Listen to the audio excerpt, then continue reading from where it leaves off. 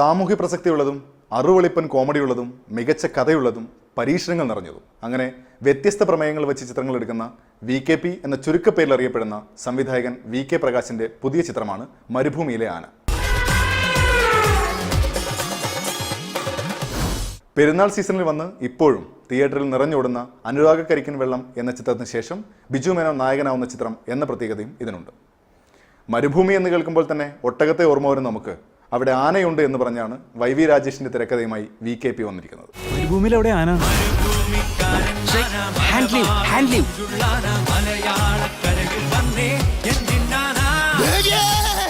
ചിരിക്കാൻ ഒരു ചിത്രം എന്ന പ്രതീക്ഷയാണ് ട്രെയിലറും പോസ്റ്ററുകളും സമ്മാനിച്ചത്.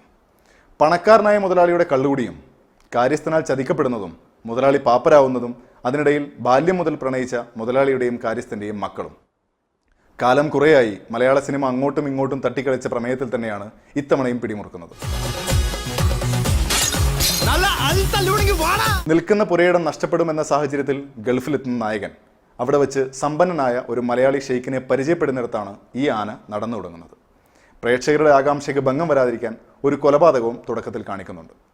പണക്കാരനായ ഷെയ്ഖായി ബിജു മേനോനും ജോലിയില്ലാത്ത ചെറുപ്പക്കാരനായി കൃഷ്ണ ശങ്കറും പ്രധാന വേഷത്തിലെത്തി.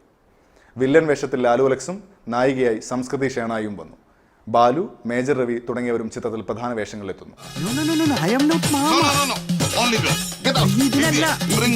ചിരിപ്പിക്കണമെന്ന ലക്ഷ്യമില്ലെങ്കിലും ചിരിക്കണമെന്ന ഉദ്ദേശമെങ്കിലും സിനിമയ്ക്ക് അനിവാര്യമായിരുന്നു. കോമഡി പറയാൻ മാത്രം നായകന്റെ ശിങ്കിടിയും അളിയനും, അതിനേക്കാൾ മാരായ കോമഡി പറയാൻ വില്ലന്റെ ശിങ്കിടി, പിന്നെ സാഹചര്യത്തിനനുസരിച്ച് വരുന്ന കോമഡികൾ വേറെയും. സൃഷ്ടിക്കപ്പെടുന്ന ഓരോ സാഹചര്യത്തിലും ചിരിക്കാനുള്ള വക സമ്മാനിക്കുമെന്ന് പ്രേക്ഷകന് തോന്നുമെങ്കിലും ചളിക്ക് പകരം ചളിവാരി ഏറാണ് സിനിമ സമ്മാനിക്കുന്നത്. പറഞ്ഞു പഴകിയ കഥയിൽ മാന്തി ചോരയൊലിപ്പിക്കുന്ന തിരക്കഥ, അതിനിടയിൽ ശരീരഭാഗത്തേക്ക് മാത്രം സൂം ചെയ്യുന്ന ക്യാമറയും. സ്ഥിരം ഭാവപ്രകടനത്തിനപ്പുറത്തേക്ക് ബിജു മേനോന് കാര്യമായി ഒന്നും ചെയ്യാനില്ല. കഥ കൈവിട്ടു പോകുന്നിടത്ത് നേരം പോക്കിൻ്റെ അഭിനയം പോലെ തോന്നി പല പ്രകടനങ്ങളും. കണ്ടുമടുത്ത ശൈലിയിൽ ലാലു അലക്സും വെറുപ്പിച്ചു. ആശ്വാസമായതും സന്തോഷമായതും ജയചന്ദ്രൻ്റെ പാട്ടിൽ മാത്രം. ടൈറ്റിൽ ഗാനവും തരക്കേടില്ല.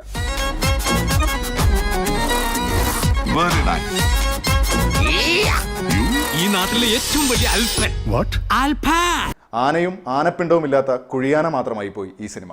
ഇതിനൊരു സംവിധായകനുണ്ടോ എന്ന് തോന്നിപ്പിക്കുന്ന വിധത്തിലായിരുന്നു അവതരണവും. മരുഭൂമിയിലെ വെയിലിൽ ഈ ആന എത്ര ദിവസം നിൽക്കുമെന്ന് കണ്ടറിയാം.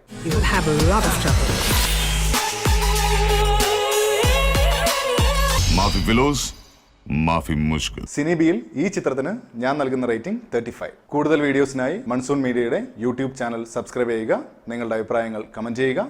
പുതിയൊരു സിനിമയുടെ വിശേഷങ്ങളുമായി വീണ്ടും കാണാം. നമസ്കാരം.